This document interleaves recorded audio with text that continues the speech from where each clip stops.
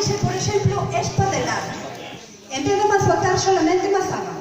Mazaban e remazaban, como dixo o propio.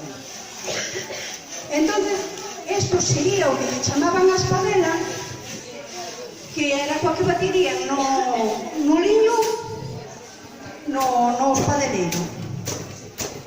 Claro, ahora o liño tampouco non está moi quente como para que saliera perfecto como se facía antes. Non é o mismo ter os aparellos ao lado do forno e o liño ben quentinho que facelo así.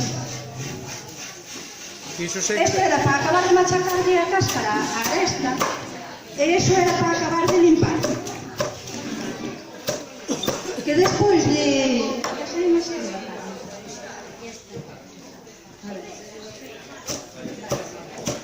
Despois de que se cascaba, poñese estrigas. As estrigas son estas.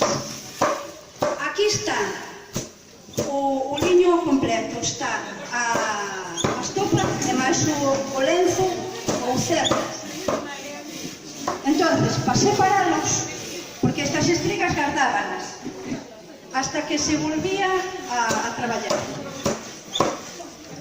A víspera o día da casca, collían o rastrelo e rastrelaban, que era o que Claudio tamén lle chamaba a sedada.